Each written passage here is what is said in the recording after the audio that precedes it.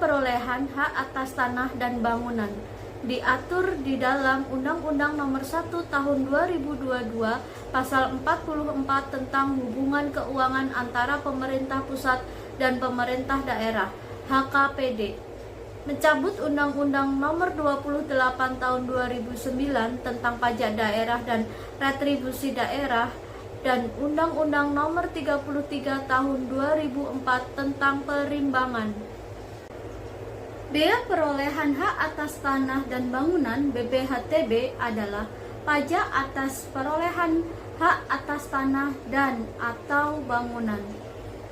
Objek BPHTB adalah perolehan hak atas tanah dan atau bangunan adalah perbuatan atau peristiwa hukum yang mengakibatkan diperolehnya hak atas tanah dan atau bangunan oleh orang pribadi atau badan.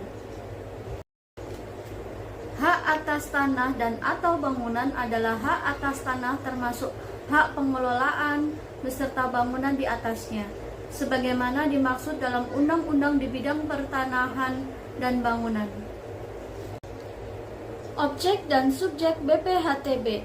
Perolehan hak atas tanah dan atau bangunan yang menjadi objek pajak BPHTB adalah: A. Pemindahan hak meliputi jual beli, tukar menukar, hibah, hibah wasiat, waris, pemisahan hak yang mengakibatkan peralihan, penunjukan pembeli dalam lelang, pelaksanaan putusan hakim yang mempunyai kekuatan hukum tetap, penggabungan usaha, pelebaran usaha, pemekaran usaha, dan hadiah.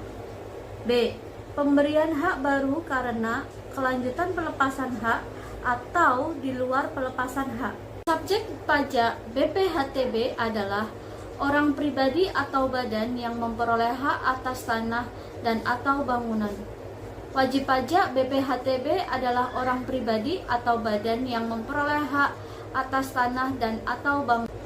Jenis hak tanah dan atau bangunan. Hak atas tanah adalah hak milik, hak guna usaha, hak guna bangunan, hak pakai, hak milik atas satuan rumah susun, dan hak pengelolaan. BPHTB hanya dikenakan terhadap perolehan hak atas tanah dan atau bangunan yang bersertifikat saja.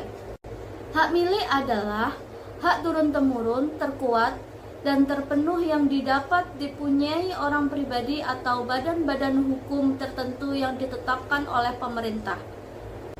Hak guna usaha adalah hak untuk mengusahakan tanah yang dikuasai langsung oleh negara dalam jangka waktu sebagaimana yang ditentukan oleh perundang-undangan yang berlaku. Hak guna bangunan adalah hak untuk mendirikan dan mempunyai bangunan-bangunan atas tanah yang bukan miliknya sendiri dalam jangka waktu yang ditetapkan dalam Undang-Undang Pokok Agraria. Hak pakai adalah hak untuk menggunakan dan atau memungut hasil dari tanah yang dikuasai langsung oleh negara atau tanah milik orang lain, yang memberi wewenang dan kewajiban yang ditentukan dalam keputusan pemberiannya oleh pejabat yang berwenang atau dalam perjanjian dengan pemilik tanahnya yang bukan perjanjian sewa-menyewa. Hak pengelolaan adalah hak menguasai dari negara yang kewenangan pelaksanaannya sebagai limpahan kepada pemegang haknya, antara lain berupa perencanaan, peruntukan, dan penggunaan tanah. Penggunaan tanah untuk keperluan pelaksanaan tugasnya. Penyerahan bagian-bagian dari tanah tersebut kepada pihak ketiga dan atau bekerja sama dengan pihak ketiga. Hak milik atas satuan rumah susun adalah hak milik atas satuan bersifat perseorangan dan terpisah. Objek pajak yang tidak dikenakan BPHTB adalah objek pajak yang diperoleh: A. Untuk kantor pemerintah, pemerintah daerah, penyelenggara negara, dan lembaga negara lainnya yang dicatat sebagai barang milik negara atau barang milik daerah. B. Oleh negara untuk penyelenggaraan pemerintahan dan atau untuk pelaksanaan pembangunan guna kepentingan umum. C. Untuk badan atau perwakilan lembaga internasional dengan syarat tidak menjalankan usaha atau melakukan kegiatan lain di luar fungsi dan tugas badan atau perwakilan lembaga tersebut yang diatur dengan peraturan menteri. D. Untuk perwakilan diplomatik dan konsulat berdasarkan asas perlakuan timbal balik. E. Oleh orang pribadi atau badan karena konversi hak atau karena perbuatan hukum lain dengan tidak adanya perubahan nama. F. Oleh orang pribadi atau badan karena wakaf. G. Oleh orang pribadi atau badan yang digunakan untuk kepentingan ibadah. Dan H. Untuk masyarakat berpenghasilan rendah sesuai dengan ketentuan peraturan perundang-undangan. Nilai perolehan objek pajak (NPOP). Dasar pengenaan pajak BPHTB adalah NPOP yang meliputi A. Harga transaksi untuk jual beli. B. Nilai pasar untuk tukar menukar, hibah wasiat, waris, pemasukan dalam perseroan atau badan hukum lainnya, pemisahan hak yang mengakibatkan peralihan hak karena pelaksanaan putusan hakim yang mempunyai kekuatan hukum tetap, pemberian hak baru atas tanah sebagai kelanjutan dari pelepasan hak, pemberian hak baru atas tanah di luar pelepasan hak, penggabungan usaha, peleburan usaha, pemekaran usaha, hadiah, dan C. Harga transaksi yang tercantum dalam risalah lelang untuk penunjukan pembeli dalam lelang. Apabila NPOP tidak diketahui atau lebih rendah daripada NJOP yang digunakan dalam pengenaan pajak bumi dan bangunan pada tahun terjadinya perolehan, dasar pengenaan BPHTB yang digunakan adalah NJOP yang digunakan dalam pengenaan pajak bumi dan bangunan pada tahun terjadinya perolehan. Tarif pajak BPHTB. Tarif pajak yang dikenakan atas objek BPHTB paling tinggi sebesar 5% dan tarif atas objek BPHTB ditetapkan dengan peraturan daerah. Penghitungan pajak BPHTB. Nilai perolehan objek pajak NPOP dikurangin dengan nilai perolehan objek pajak tidak kena pajak NPOP TKP yang hasilnya sama dengan nilai perolehan objek pajak kena pajak NPOP KP. Jadi besarnya BPHTB terutang sama dengan 5% dikali NPOP KP, dengan catatan biaya perolehan hak atas tanah dan bangunan yang terutang dipungut di wilayah daerah tempat tanah dan atau bangunan berada. Jadi untuk penjelasan di gambar tersebut, wajib pajak yang dikenakan adalah 0,5% dari NJKP, dan setiap wajib pajak mendapatkan pengecualian pajak NJOP TKP sebesar 12 juta rupiah. Jika seseorang wajib pajak memiliki beberapa objek pajak, NJOP TKP hanya berlaku untuk objek pajak yang nilainya paling tinggi, sementara objek pajak lainnya dikenakan pajak penuh. Besaran nilai perolehan objek pajak tidak kena pajak ditetapkan paling rendah sebesar 80 juta rupiah untuk setiap wajib pajak dan ditetapkan dengan peraturan daerah. Perolehan hak karena waris atau hibah wasiat yang diterima orang pribadi yang masih dalam hubungan keluarga sedarah dalam garis keturunan lurus 1 derajat ke atas atau 1 derajat ke bawah dengan pemberi hibah wasiat termasuk suami atau istri. Nilai perolehan objek pajak tidak kena pajak ditetapkan paling rendah sebesar 300 juta rupiah. Wajib pajak A membeli tanah dan bangunan dengan nilai perolehan objek pajak sebesar 85 juta rupiah. Hitunglah BPHTB dari pembelian tanah tersebut. Nilai perolehan objek pajak dikurang NPOP TKP. Jadi 85 juta rupiah dikurang 80 juta rupiah. Nilai perolehan objek pajak kena pajak sama dengan 5 juta rupiah.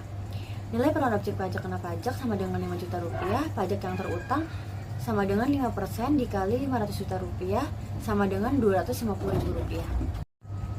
Nah, di sini Tuan Bima ingin memberikan warisan dalam bentuk tanah kepada anaknya, yaitu Budi. Diketahui bahwa harga pasar dari tanah tersebut sebesar 12 juta per meter persegi, dengan luas 160 meter persegi.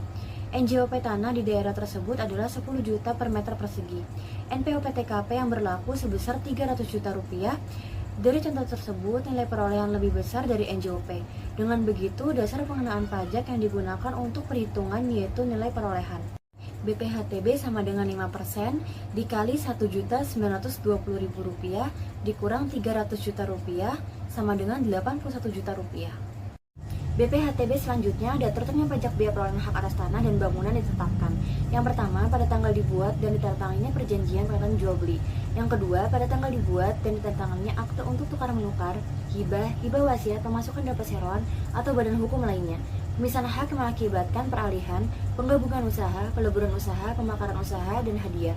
Yang ketiga, pada tanggal penerima waris atau yang diberi kuasa oleh penerima waris mendaftarkan peralihan haknya ke kantor bidang pertanahan untuk waris.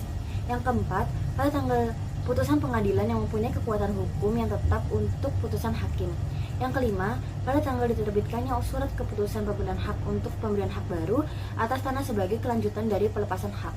Yang keenam, pada tanggal diterbitkannya surat keputusan pemberian hak untuk pemberian hak baru di luar pelepasan hak. Atau yang ketujuh, pada tanggal penunjukan pemenang lelang untuk lelang. Selanjutnya di sini ada bea materai. Bea materai adalah pajak atas dokumen uang terutang sejak saat dokumen tersebut ditandatangani oleh pihak-pihak yang berkepentingan atau diserahkan kepada pihak lain jika dokumen tersebut hanya dibuat oleh satu pihak. Nah, sedangkan dokumen adalah kertas yang berisikan tulisan yang mengandung arti dan maksud tentang perubahan, keadaan, atau kenyataan bagi seseorang dan pihak-pihak yang berkepentingan.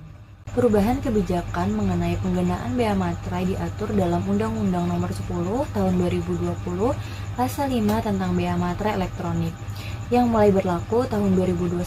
Dalam pasal 3 undang-undang ini menerangkan bahwa bea materai terbaru dikenakan tarif sebesar Rp10.000. Dengan keluarnya undang-undang tersebut, maka penggunaan materai Rp6.000 hanya berjumlah 1 lembar tidak berlaku lagi. Dengan terbitnya peraturan ini, maka koleksi bentuk materai yang selama ini dikenal secara umum berbentuk kertas yang penggunaannya ditempel berkembang dengan hadirnya materai elektronik. Bea materai digital digunakan untuk dokumen yang bersifat elektronik. Hal ini diperkuat dengan adanya Undang-Undang Nomor 8 Tahun 2020 ITE Informasi dan Transaksi Elektronik, di mana pada pasal 5 ayat 1 menyebutkan dokumen elektronik merupakan alat bukti hukum yang sah. Selanjutnya ada bea materai 1 tentang objek pajak bea materai. Yang pertama ada bea materai dikenakan atas dokumen yang dibuat sebagai alat untuk menerangkan mengenai suatu kejadian yang bisa berdata dan dokumen yang digunakan sebagai alat bukti di pengadilan. Yang kedua ada dokumen yang bisa berdata meliputi A. Surat perjanjian, surat keterangan, surat pernyataan, atau surat lainnya yang sejenis beserta rangkapannya. B. Akta notaris beserta gros, salinan dan kutipannya. C. Akta pejabat membuat akta tanah beserta salinan dan kutipannya. D. Surat berharga dengan nama dan dalam bentuk apapun. E. Dokumen transaksi surat berharga termasuk dokumen transaksi kontrak berjangka dengan nama dan dalam bentuk apapun. F. Dokumen lelang yang berupa kutipan risalah lelang, minuta risalah lelang, salinan risalah lelang, dan gros risalah lelang. G. Dokumen yang menyatakan jumlah uang dengan nilai nominal lebih dari Rp5 juta yang menyebutkan penerima uang atau berisi pengakuan bahwa utang seluruhnya dan sebagiannya telah dilunasi dan diperhitungkan. Dan yang terakhir ada H. Dokumen lain yang ditetapkan dengan peraturan pemerintah. Bea materai 2 tentang dokumentasi yang tidak dikenakan bea materai. Yang pertama, dokumentasi yang terkait lalu lintas orang dan barang. A. Surat penyimpanan barang. B. Konosemen. C. Surat angkutan penumpang dan barang. D. Bukti untuk pengiriman dan penerimaan barang. E. Surat pengiriman barang untuk dijual atas tanggungan pengirim. F. Surat lainnya yang dapat dipersamakan dengan surat sebagaimana yang dimaksud pada huruf A sampai dengan angka E. Yang kedua, segala bentuk ijazah. Yang ketiga, tanda terima pembayaran gaji, uang tunggu, pensiun, uang tunjangan, dan pembayaran lainnya yang berkaitan dengan hubungan kerja, serta surat yang diserahkan untuk mendapatkan pembayaran yang dimaksud. Bea materai 3 pihak yang terhutang. 1. Apabila dokumen dibuat sepihak, bea materai terhutang oleh pihak yang menerima dokumen. 2. Apabila dokumen dibuat oleh 2 pihak atau lebih, bea materai terhutang oleh masing-masing pihak atas dokumen yang diterimanya. 3. Dokumen yang berupa surat berharga, maka biaya materai terhutang oleh pihak yang menerbitkan surat berharga. 4. Biaya materai juga terhutang oleh pihak yang menerima atau pihak yang mendapatkan manfaat dari dokumen, kecuali pihak atau pihak-pihak yang bersangkutan menentukan lain. Saat terhutang biaya materai: 1. Dokumen ditubuhi tanda tangan untuk A. Surat perjanjian beserta rangkapnya. Yang B. Akta notaris beserta gros salinan, dan C. Akta pejabat pembuatan akta tanah beserta salinan dan kutipannya. 2. Dokumen selesai dibuat untuk A. Yang A berharga dengan nama dan dalam bentuk apapun, dan B. Transaksi surat berharga termasuk dokumen transaksi kontrak berjangka dengan nama dan dalam bentuk apapun. 3. Dokumen diserahkan kepada pihak untuk siapa dokumen tersebut dibuat. Yang A. Keterangan surat pernyataan atau surat lainnya yang sejenis beserta rangkapnya. Yang B. Dokumen lelang, dan C. Dokumen yang menyatakan jumlah uang. 4. Diajukan ke pengadilan untuk dokumen yang digunakan sebagai alat bukti di pengadilan. 5. Dokumen digunakan di Indonesia untuk dokumen yang dibuat di luar negeri atau ditetapkan saat lain terhutangnya biaya materai oleh menteri. Nilai biaya materai terhutang dengan tarif sebesar Rp10.000. Contoh gambar materai Rp10.000. Materai 6. Tata cara pelunasan biaya materai terhutang dapat dilakukan dengan menggunakan materai. Yang A. Materai ditempel memiliki ciri umum dan ciri khusus. Ciri umum memiliki sedikit memuat. Yang pertama, gambar lambang negara Garuda Pancasila. 2. Frasa materai tempel. Dan 3. Angka yang menunjukkan nilai nominal. Selain memiliki ciri umum, materai tempel juga memiliki ciri khusus sebagai unsur pengaman yang terdapat pada desain, bahan, dan teknik cetak yang dapat bersifat terbuka, semi tertutup, dan tertutup. Ketentuan lebih lanjut mengenai penentuan ciri umum dan ciri khusus pada materai tempel serta pemberlakuannya diatur dalam peraturan menteri. Yang B. Materai elektronik memiliki kode unik dan keterangan tertentu yang diatur dalam peraturan menteri. Yang C. Materai dalam bentuk lain yang ditetapkan oleh menteri merupakan materai yang dibuat dengan menggunakan mesin teraan, materai digital, sistem komputerisasi, teknologi percetakan, dan sistem atau teknologi lainnya. Ketentuan lebih lanjut mengenai materai dalam bentuk lain diatur dalam peraturan menteri. Di sini juga terdapat contoh gambar materai 6.000. Surat setoran pajak.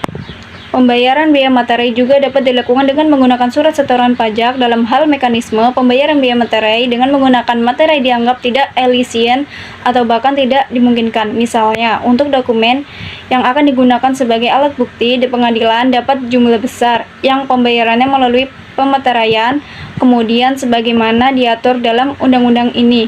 Pemberian alternatif dan pembayaran biaya materai ini dimaksudkan untuk memberikan kemudahan dalam pembayaran biaya materai.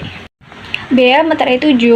Pemateraian kemudian apabila terdapat dokumen yang akan digunakan. Yang pertama, dokumen yang digunakan sebagai alat bukti di pengadilan. Kedua, dokumen yang biaya materainya tidak atau kurang dilunasi sebagaimana mestinya. Dapat dilakukan pemateraian kemudian. Pihak yang wajib pembayaran biaya materai melalui pemateraian kemudian merupakan pihak yang terhutang. Biaya materai yang terhutang atas dokumen yang tidak atau kurang dilunasi maka ditambah dengan sanksi administratif sebesar 100% dari biaya materai yang terhutang.